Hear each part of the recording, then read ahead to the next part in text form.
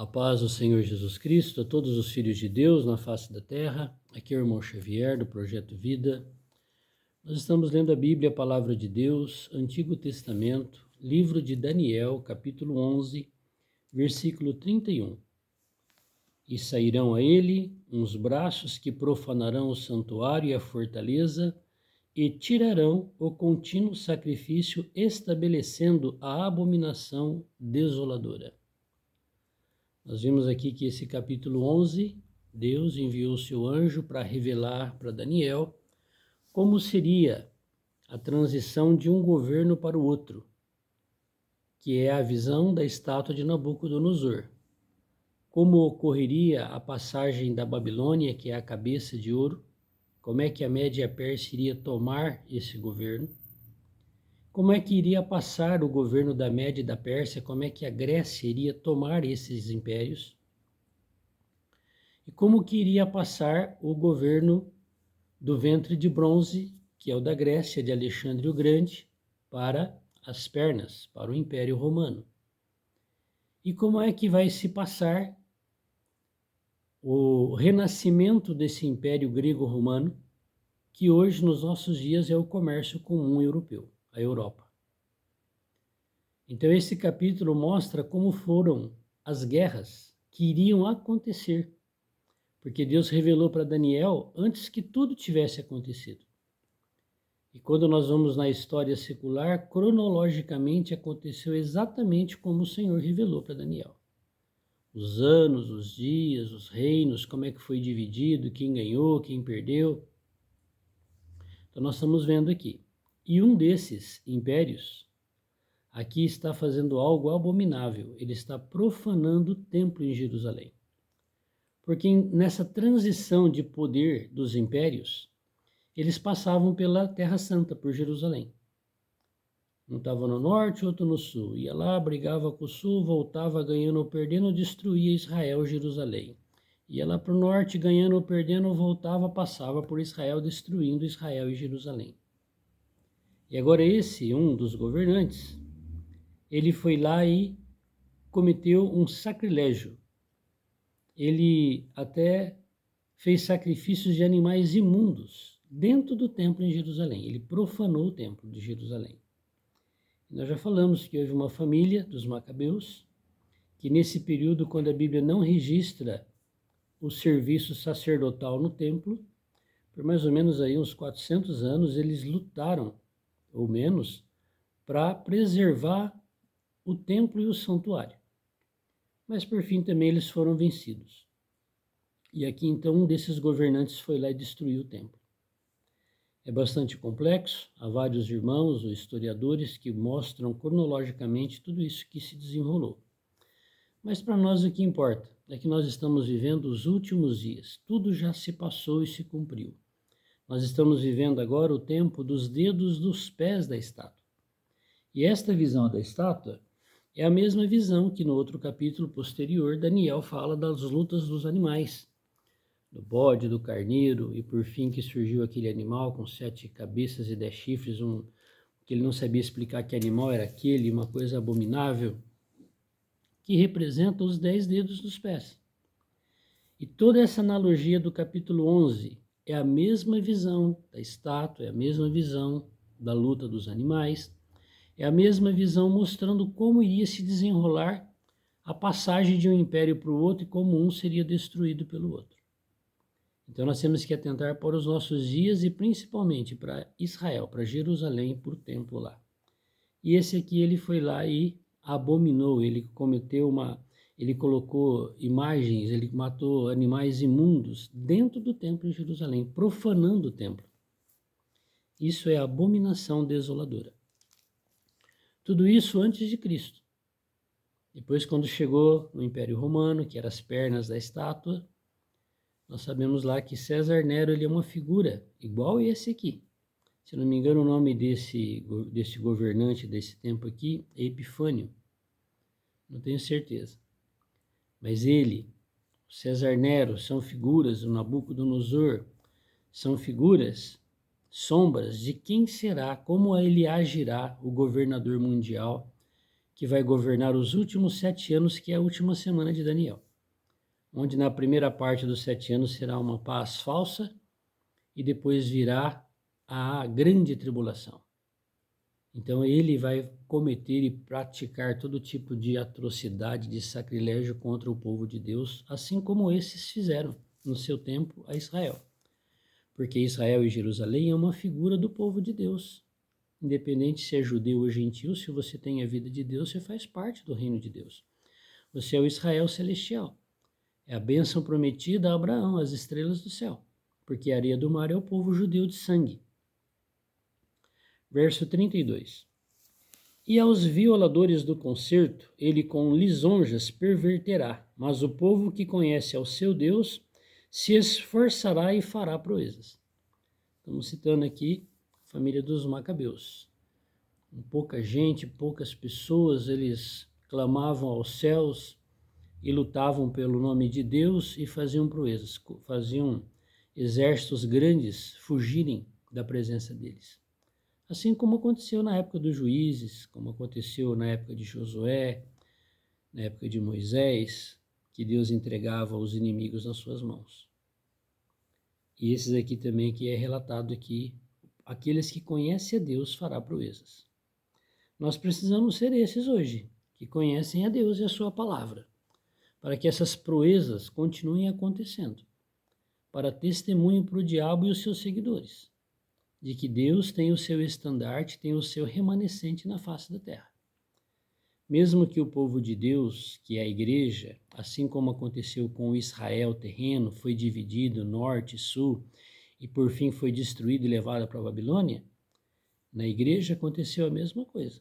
Quando Cristo morreu e ressuscitou, ele gerou a igreja, o povo de Deus, o corpo de Cristo.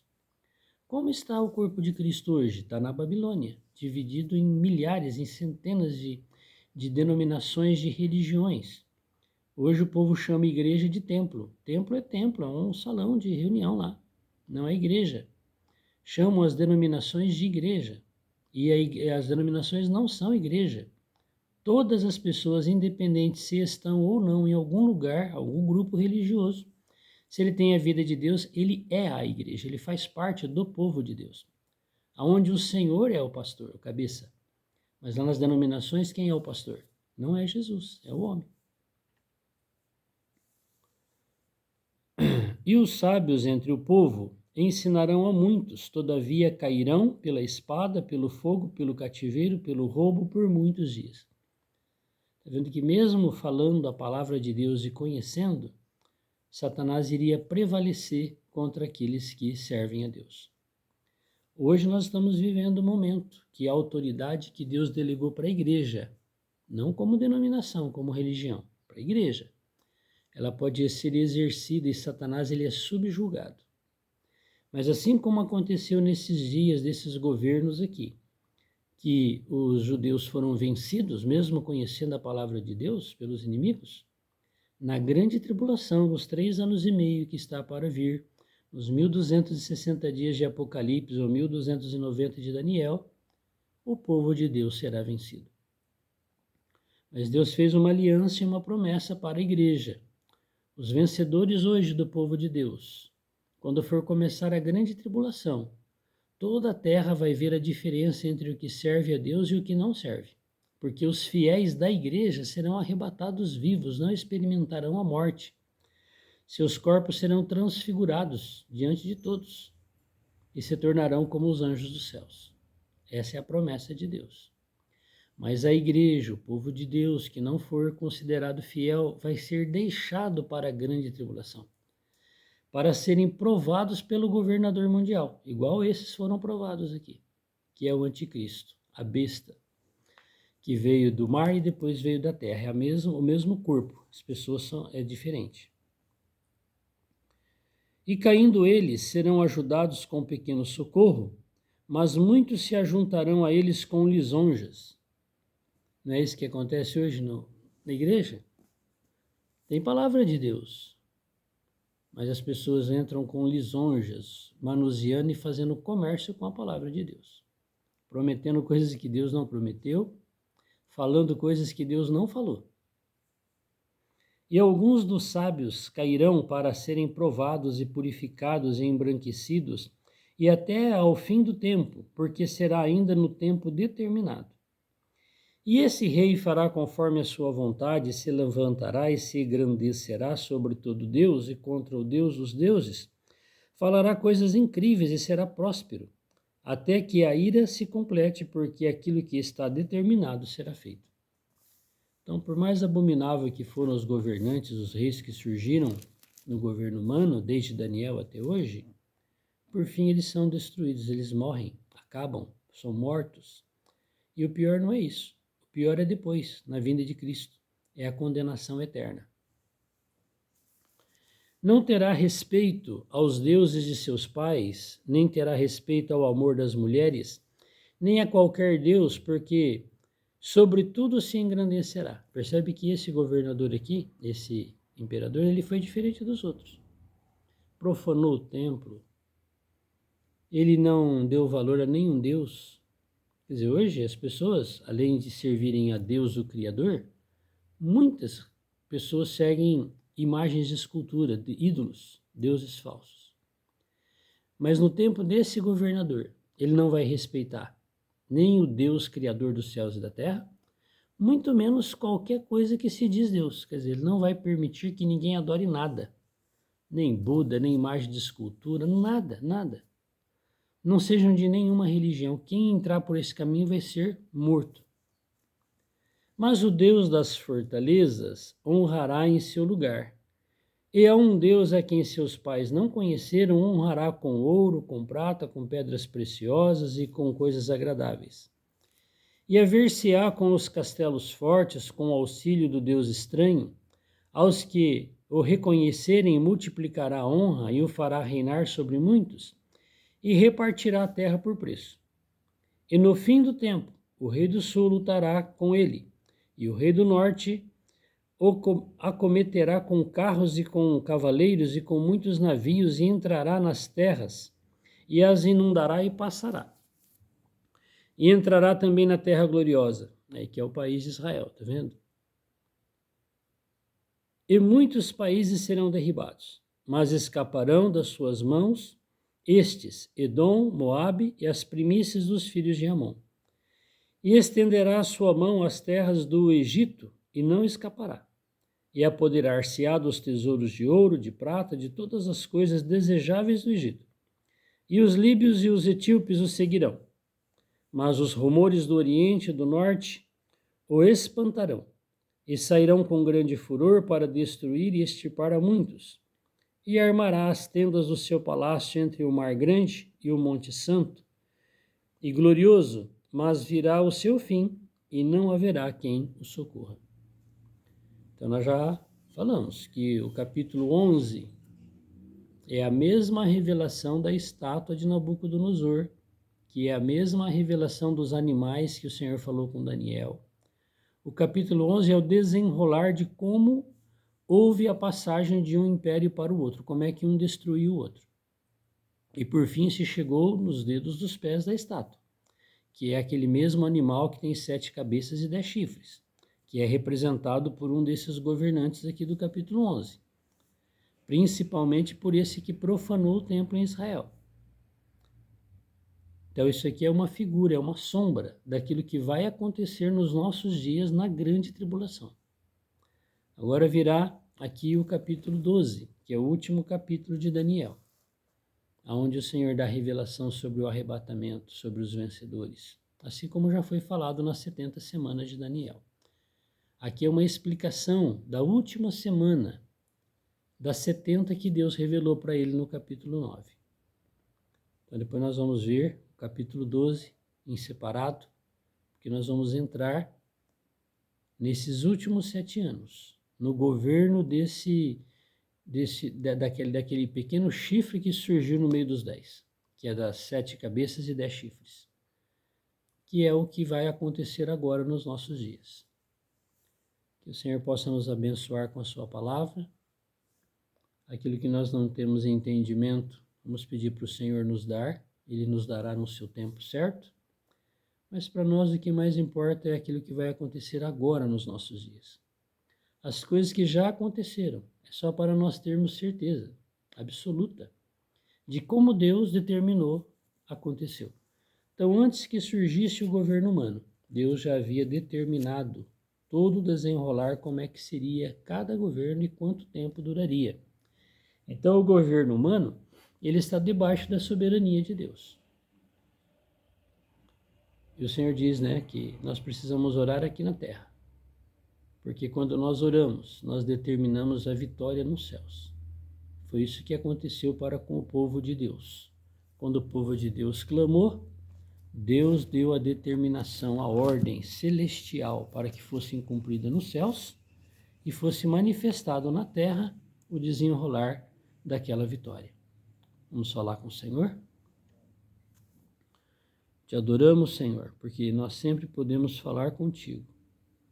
O Senhor fala conosco por meio da tua palavra, nos ensinando, nos dando inteligência e sabedoria, nos fortalecendo, Senhor, nos dando luz com respeito àquilo que aconteceu no passado e aquilo que vai acontecer no futuro, porque o Senhor revelou para o seu servo Daniel todas as coisas, Senhor, que iriam acontecer desde o tempo dele até o final dos tempos, a tua volta gloriosa. Nós estamos aqui, Senhor, contemplando tudo aquilo que o Senhor profetizou por meio de Daniel. Se cumpriu, Senhor, na história secular, exatamente como o Senhor anunciou. A tua primeira vinda, a restauração do templo, a destruição do templo em Jerusalém, e agora nós estamos aqui diante da tua segunda vinda, diante da reconstrução, Senhor, novamente do templo em Jerusalém. E tudo, Senhor, vai se cumprir com respeito ao anticristo, a besta, o falso profeta, a besta que veio do mar, da terra. Senhor, isso está se desenrolando agora nos nossos dias. E nós te pedimos, Senhor, misericórdia. Nós te pedimos, Senhor, graça, para que o Senhor nos mostre cada dia a tua palavra, a tua revelação, para que nós hoje possamos ser como os nossos antepassados, que se esforçaram, se tornaram fortes e fizeram proezas no teu nome. Hoje também nós queremos continuar esse testemunho de que só o Senhor é Deus, que o Senhor é o Todo-Poderoso, que não há Deus além de ti e que nenhuma, Senhor, das tuas palavras cairá por terra. Nós queremos fazer parte, Senhor, do cumprimento da tua palavra. Nos ilumina, Senhor, hoje, cada dia, andarmos na tua comunhão, na tua paz, na tua luz e sermos fiéis em tudo aquilo que o Senhor está colocando diante de nós. Salva-nos, Senhor, da Babilônia religiosa, de todo o sistema religioso, de todo o jugo, Senhor, humano, porque tudo isso provém do teu inimigo, de Satanás. Nós queremos cada dia, Senhor, sermos um com o teu povo, com o povo de Deus, independente se eles estão ou não nos sistemas religiosos. Nós somos um com os irmãos, mas com o sistema, Senhor, nós somos abomináveis, como o Senhor o é. Ajuda-nos hoje, Senhor, a vivermos essa vida de unidade, de corpo de Cristo. Louvado seja teu glorioso nome. Amém. Que Deus se lembre de mim nesse dia, que Ele me abençoe, que Ele se lembre de você. Vamos continuar lendo a palavra de Deus para nós ganharmos luz e clareza da palavra de Deus. Vamos ser esses que hoje, no nome do Senhor, fazemos as coisas espirituais acontecerem e se materializarem aqui na terra por meio de nós. Da nossa fé, do nosso amor a Deus absoluto. Que o Senhor nos limpe de qualquer tipo de idolatria. Louvado seja o nome de Deus. Amém.